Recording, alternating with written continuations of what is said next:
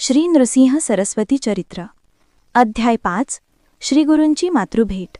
दक्षिणेकडील तीर्थक्षेत्रांचे दर्शन घेत घेत श्रीगुरू कारंजा गावाजवळ आले। कर्मभूमीप्रमाणे जन्मभूमीचाही आपल्याला ओढा असतो। तो बुधवार होता।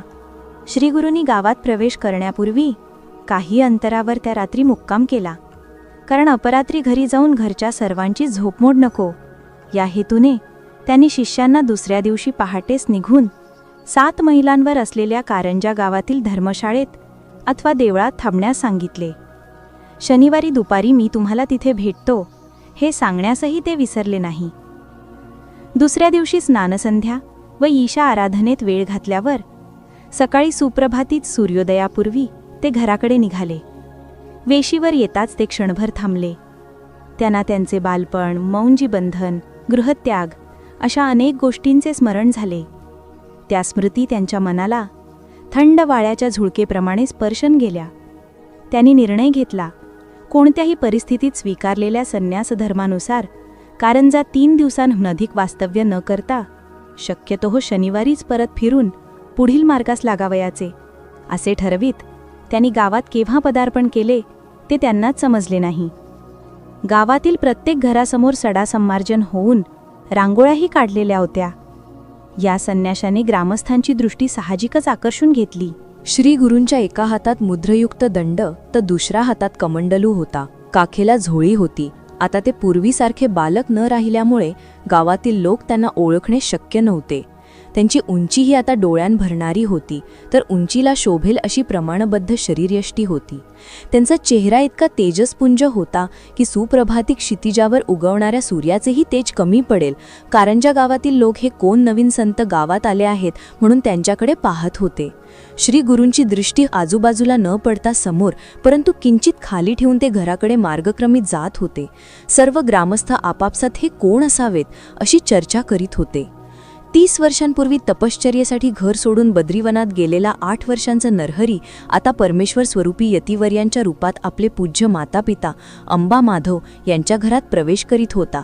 त्यांनी अंगणात पाऊल टाकताच त्यांना आपले 2 बंधू तेथे प्रथम दिसले। एक फुलझाडांना पाणी घालत होता, तर दुसरा परडी घेऊन देवांना फुले काढीत होता। त्या तेजस्वी संन्यासाला आत आलेले पाहून त्यांनी हातांतील कामे तेथेच टाकली। दोघे पुढे आले आणि दोघांनी त्यांच्या चरणी आदरपूर्वक वंदन करून त्यांना घरात येऊन आसनस्थ होण्यास विनविले। श्रीगुरू आसनस्थ होताच, आपण कोण, कोठून आलात हे प्रश्न विचारताच बाहेरून कुणीतरी आले आहे याची चाहूल लागल्याने अंबा माधव ही दोघे बाहेर आली। ईश्वररूपी यतिवर्यास पाहून लगबगीने त्यांना नमस्कार करण्यास त्यांच्या पुढे गेली। प्रत्यक्ष मातापिता आपल्यासमोर आलेले पाहून श्रीगुरू उठून उभे राहिले। दोघांचाही एक एक हात आपल्या हाती धरून, मला ओळखले नाही का असे यतीने त्यांना विचारले। ती उभयता गोंधळून गेली। त्यांचे वन सांगू लागले, हा नरहरी असणार, पण खात्री वाटत नव्हती। वयाच्या 8व्या वर्षी गृहत्याग केलेला नरहरी त्यांच्या वचनानुसार 30 वर्षांनी परत येणार होता। इतके दिवस आपला नरहरी येईल म्हणून आपण चातकासारखी वाट पाहत होतो। कालप्रवाहाप्रमाणे 30 वर्षांच्या प्रदीर्घ कालावधीत नरहरीच्या शारीरिक वाढीबरोबर त्याचा चेहराही न ओळखण्याइतपत बदललेला होता। महान तपश्चर्येनंतर त्याच्या चेहऱ्यावर अलौकिक तेजोवलय दिसत होते। मातापित्याचा हा उडालेला गोंधळ पाहून श्रीगुरू हसत हसत त्यांना म्हणाले, मी तुमचा नरहरीच आहे। वचनानुसार 30 वर्षांनी तुमच्या सर्वांच्या भेटीस आलो आहे। त्यानंतर बालपणीच्या अनेक आठवणी सांगून नरहरीने त्यांना 30 वर्षांपूर्वीच्या भूतकाळात नेले। त्यावेळी त्या दोघांचे नयन आनंदाश्रूंनी भरून आले। त्यांनी त्या संन्याशास पुत्रप्रेमाने मिठीत घेतले।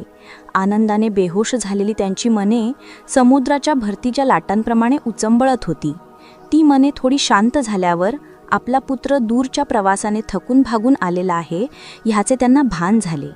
त्यांनी त्याची स्नान, संध्या वगैरेची सोय केली। साधारण 2 तास त्याचे अनुष्ठान पूर्ण होईपर्यंत गेले। त्यानंतर दूध व फलाहार मातेने त्याच्यासाठी आणून दिले। आता नरहरी परत आल्याची वार्ता गावात सगळीकडे गेली। कुतूहलापोटी ग्रामस्थ अंगणात जमले होते। त्या सर्वांना माधवने दुपारी भोजनानंतर येण्यास सांगितले। श्रीगुरूने त्यावेळी फक्त दूध घेतले आणि सर्व कुटुंबियासहित ओटीवर येऊन बसले। मातेने त्यांच्या चरणावर मस्तक ठेवले व पतीला म्हणाली, मी केलेल्या प्रदोषपूजेचे हे फळ आहे असे म्हणताच तिला पूर्वजन्मी घडलेल्या सर्व घटना आठवल्या। विश्ववंद्य पुत्राची आस धरून श्रीपादांची केलेली पूजा आणि त्यांनी दिलेले वचन आज पूर्ण झाले. माझ्या जन्माचे सार्थक झाले. दोघांनी परत आपल्या संन्याशी पुत्राची पूजा केली. तेव्हा श्रीगुरू म्हणाले, एखादा पुत्र जर संन्याशी झाला तर त्याच्या हातून 42 पिढ्यांचा उद्धार होतो. त्याच्या कुळात जन्माला येणाऱ्यांनाही ब्रह्मपद प्राप्त होते. माते, तुझे सारे पुत्र शतायुषी होतील. त्यांच्या घरांत सदैव ऐश्वर्य नांदेल. अंतकाळी तुम्ही दोघे काशीक्षेत्री असाल. काशी हे मुक्ती देणारे पवित्र स्थान आहे. यतिवर्यांनी ओटीवर जाऊन हे घर सोडून गेल्यापासून घडलेल्या सर्व घटना कुटुंबातील सर्वांना निवेदन केल्या. तीर्थक्षेत्री केलेले वास्तव्य, भेटलेले तपस्वी साधू संत, देवस्थानांना दिलेल्या भेटी आणि काशीक्षेत्री गुरु कृष्ण सरस्वती यांच्याकडून घेतलेली संन्यास दीक्षा, तसेच त्यावेळी नरहरीचा तो नृसिंह सरस्वती कसा झाला इत्यादी वृत्तांत त्यांनी सर्वांना निवेदन केला. तो प्रत्येक प्रसंग ऐकताना त्या सर्वांची अंतःकरणे आदराने, भक्तिभावाने, प्रेमाने, आनंदाने तरंगतच होती. नरहरीची ही अलौकिक थोरवी सर्व ज्येष्ठ मंडळींना आता पटली होती. त्यामध्ये काही जवळचे गावकरीही येऊन तिथे बसलेले होते. त्यावेळी आपण त्या मुंजू मुलाकडे कोणत्या नजरेने पाहत होतो हे आठवून त्यांना मनातून शरम वाटली. त्यांनी श्री गुरूंकडे जाऊन नम्रतेने वंदन केले व क्षमेची याचना केली. त्या गावातील आलेल्या काही लोकांनी क्षमा मागताच माधव व अंबा यांनाही आपणही थोडेफार आपल्या नरहरीला दूषणे दिली. ती आठवून ते मातापिता अस्वस्थ झाली. नरहरीकडे जाऊन त्यांनीही क्षमेची याचना केली. तेव्हा श्री गुरु म्हणाले, तुम्ही कसली क्षमा मागता? मी तर यालोके तुमचा पुत्रच आहे. तुम्हा दोघांना मीच नाना प्रकाराने कष्ट दिले. परंतु माते, पृथ्वीवर संसाररूपी नाटकात कोणत्या ना कोणत्या नात्याने नानाविध प्रकारची सोंगे त्या ईश्वर इच्छेनुसार घ्यावी लागतात. त्या नात्यात त्याच्या इच्छेनुसारच साजेल अशी कृती प्रत्येकाला करावी लागते. कारण त्याच्या इच्छेप्रमाणेच आपापली कर्मे प्रत्येक भूमिकेत पार पाडावी लागतात. ते कर्मे करताना फलाशाचा विचार करायचा नसतो. ही जाणीव प्रत्येकाने मनात ठेवल्यास काम, क्रोध, लोभ यापासून ती व्यक्ती परावृत्त होऊ शकेल. ही त्या जगन्नियंत्याची लीला आहे. हे जाणून तुम्ही मनातील खेदखंत काढून टाका. आपल्या प्रियसुताचे बोल ऐकून माता म्हणाली, हे गुरुदेवा, तुमचे म्हणणे मला पटते, परंतु यापुढे तुमच्याकडे माझा पुत्र म्हणून पाहणे मला जमेल असे काही वाटत नाही. कारण मी या देवाची माता आहे हा अहंकार माझ्या मनाला नको आहे. शिवाय पुत्र म्हटल्यावर थोडाफार अधिकार गाजवण्याची इच्छाही कधी होणार असेल तर त्यापेक्षा तुम्हाला देव मानून त्याची भक्ती करण्यात मला जास्त सुख, आनंद प्राप्त होईल. आता जाण्यापूर्वी आमची पूजा स्वीकारून आम्हाला धन्य करावे. माते, परवा शनिवारी मी सकाळीच हा गाव सोडून पुढील प्रवासास निघणार आहे. उद्या ग्रामस्थ येतील. सर्व दिवस त्यांच्या भेटीत जाईल. तेव्हा आपल्याला पूजेला सवड मिळणार नाही. तरी आत्ताच पूजा उरकून घ्यावी. आज गुरुवार हा शुभ दिवस आहे. आपला पुत्र परवाच गाव सोडून जाणार म्हणून माता पिता व इतर मंडळींना सर्वांनाच धक्का बसला.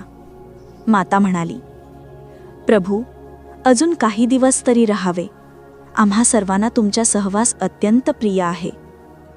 त्यावेळी, हे माते, मी या भूमीवरती का जन्म घेतला आहे याचे विस्मरण झाले आहे का? एके ठिकाणी संन्याशी 3 दिवसांपेक्षा जास्त राहत नाही, हे तुला माहीत आहे ना? असे म्हणून श्रीगुरूंनी मातेच्या डोक्यावर हात ठेवला.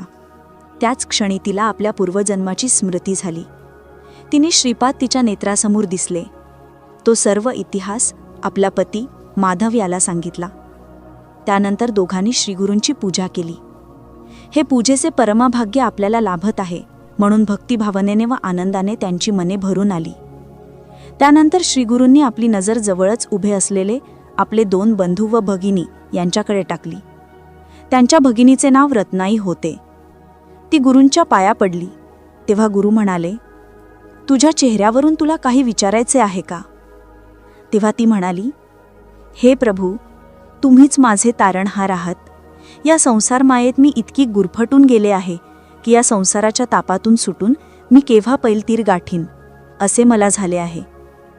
तिचे हे बोल ऐकून श्री गुरुदेव म्हणाले, पतिसेवा करणे हे प्रत्येक स्त्रीचे आद्य कर्तव्य आहे. आपल्या पतीला देवस्वरूप मानून त्याची मनोभावे सेवा करते ती हा संसाररूपी भवसागर पार करून पैल तीराला पोहोचते. गुरुदेव पुढे म्हणाले, रत्नाई, तुझा उद्धार होणार आहे, तू काळजी करू नकोस. तेव्हा रत्नाई म्हणाली, तुम्ही भूतभविष्य सर्व काही जाणता, तेव्हा माझ्या प्रारब्धात काय लिहून ठेवले आहे ते मला सांगावे. गुरुदेवाने सांगितले, पूर्वजन्मी केलेल्या पापांचे फळ तुला या जन्मी भोगावे लागेल. पूर्वजन्मी तू गाईला लाथेने मारत होतीस, त्यामुळे काही वर्षांनी तुझ्या सर्वांगावर कोड उठेल. तसेच शेजारी राहणाऱ्या स्त्री पुरुषां भांडणे लावून दिलीस, त्यामुळे ह्या जन्मी तुम्हा पती पत्नीत कलह होऊन तुझा पती तुझा त्याग करील, तो संन्याशी होऊन निघून जाईल. या गुरुदेवांच्या भविष्यानुसार ती अतिशय दुःखी झाली. तिने त्यांच्या चरणावर मस्तक ठेवून तिचा उद्धार करण्यास त्यांना ती विणवू लागली. श्री गुरुने तिला जवळ घेऊन शांत केले व म्हणाले, तू चिंता करू नकोस. आत्ता जो सुखाचा काळ आहे तर दुःखी होऊन घालवू नकोस, आनंदाने राहा. सर्व पापे भोगल्याशिवाय संपत नाहीत, ती भोगणे प्राप्तच असते. तुझा पती तुझा त्याग करून संन्यास घेपर्यंत तरी तुझ्या शरीरावर कोडाचा प्रादुर्भाव होणार नाही. त्यानंतर तुला जरी कुष्ठरोग झाला तरी तू पूर्ववत होशील आणि तुला शेवटी गती मिळेल. तू जेव्हा कोड धारण करशील तेव्हा तुझी माझी भेट होईल. तेव्हा पूर्ववत होण्यासाठी मी तुला भीमातीरी जे पापाचे नाश करणारे एक तीर्थक्षेत्र आहे तेथे स्नान करण्यास सांगेन. ते गाणगावपूर येथे भीमा अमरजा या संगमावर आहे. त्या तीर्थात स्नान केल्यावर तुझी सर्व पापे तेथे नष्ट होऊन तू पूर्ववत होशील. हे जरी काही समयाने घडणार असले तरी या क्षणापासून तू अखंड नामस्मरण करीत राहावे, म्हणजे दुःख भोगताना दुसरे अविचारी कृत्य तुझ्याकडून घडणार नाही. त्यानंतर भोजनाची वेळ झाली. सारी मंडळी उठली. श्रीगुरूंना त्यादराने भिक्षा देण्यात आली. त्यानंतर भोजन झाले. श्रीगुरूंनी थोडी विश्रांती घेतली. दुसऱ्या दिवशी ग्रामस्थ भेटीस आले. एखाद्या पुण्यक्षेत्राचा महत्त्व त्या माधवच्या घराला प्राप्त झाले होते. अनेकांना गुरूंची पूजा करण्याचे भाग्य लाभले. प्रत्येकाने भिक्षेस त्यांच्याकडे येण्याचे आमंत्रण गुरूंना दिले. सर्वांकडे जाणे शक्य नव्हते, परंतु गुरूंनी सर्वांचा मान राखला व अनेक रूपे घेऊन ते प्रत्येकाकडे गेले. सर्वांना त्यांच्याकडून भिक्षा घेऊन त्यांनी धन्य केले. सर्वांनी आश्चर्य अनुभवले. न भूतो न भविष्यती असा अलौकिक चमत्कार त्या कारंजा गावात घडला. शनिवारी सर्वांचा निरोप घेऊन पहाटेच गुरूंनी घरातून पाऊल बाहेर टाकले. सर्वांची अंतकरणे निरोप देताना अत्यंत दुःखी होती, परंतु कुणीच त्यांना ते जाणवून दिले नाही. सर्व ग्रामस्थ श्रीगुरू सकाळी जाणार म्हणून लवकर उठून सडा संमार्जन करून दारात उभे होते. सर्वजण त्यांचा जय जयकार करीत होते. कारंजा सीमा ओलांडून श्रीगुरू गावाबाहेरील धर्मशाळेतून शिष्यांसह पुढील प्रवासास निघाले.